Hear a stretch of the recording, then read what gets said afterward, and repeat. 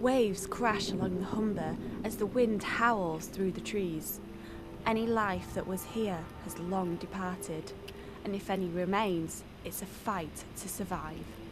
This is winter. This is Water's Edge.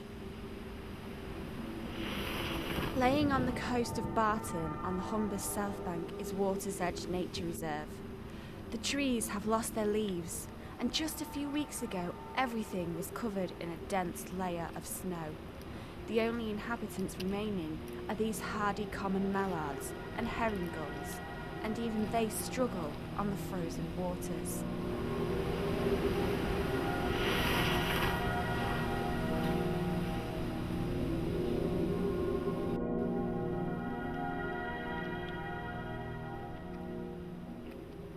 The few birds that remain hunt for the last remaining seeds and berries. It's been a harsh winter, and they have to look in the most unlikely places for food.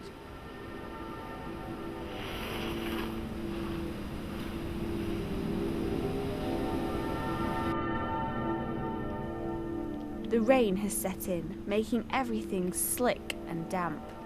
One of the only things that thrives in these conditions is fungus.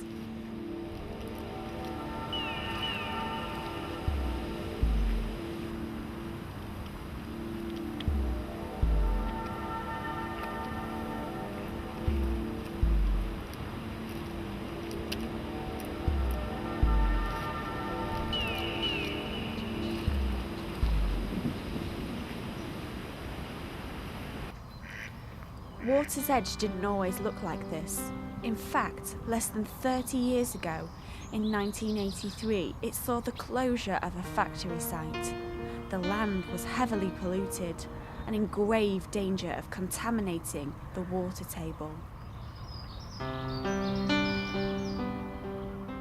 It used to be an industrial chemical site, and the ground contained dangerous substances, including phosphorus, arsenic and ammonia.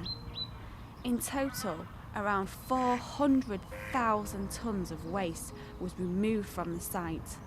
The worst affected areas needed to be excavated. In some places, this was down to 7 metres deep. The council inherited the site after the closure of the factory. When the laws changed, they were forced to clean up the land. This laborious process began in 1993, and eventually the north half of the park opened in 2003. In total, the land cost around £8 to £10 million to recover.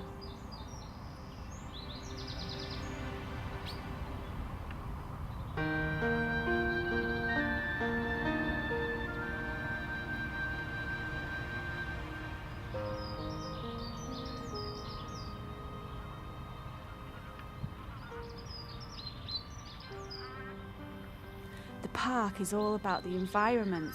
None of the wildlife was brought in, it all came of its own accord.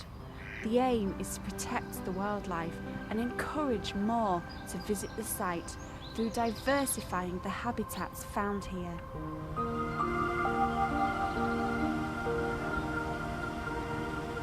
Sarah Carr is a warden at Water's Edge.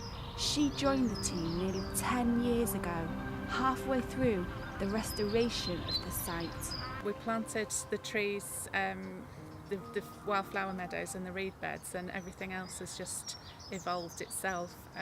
We haven't stocked any of the ponds with fish, and they're all teeming with fish. The birds just find their own way here. All of the mammals have either moved onto the site or were here already when the decontamination was doing and just stayed.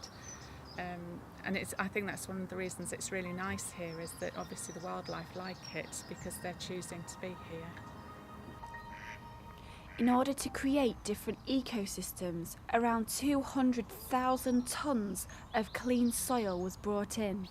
Sand came from Scunthorpe, and new clay was taken from Far Ings. This enabled the team to dig out ponds, plant reedbeds and trees, and allow nature to take back what was hers. It took years to do. I think it was something like 5 years altogether.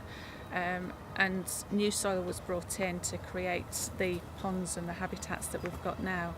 The contamination was taken through to one of the open cast mines from the steelworks and sealed into clay buns, and there's another nature reserve over there.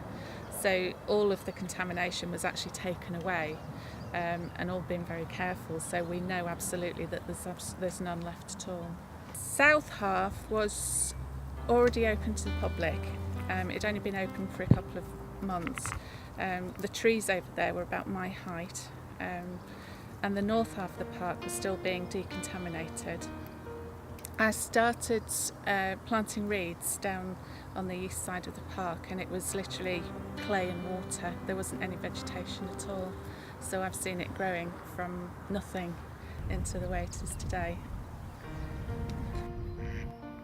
All that remains of the industry that was once here is the old sewage works, and although the site is now fully open, the work here is a continuous project. Sarah and her volunteers are always working to keep the balance of a park for visitors and one for wildlife.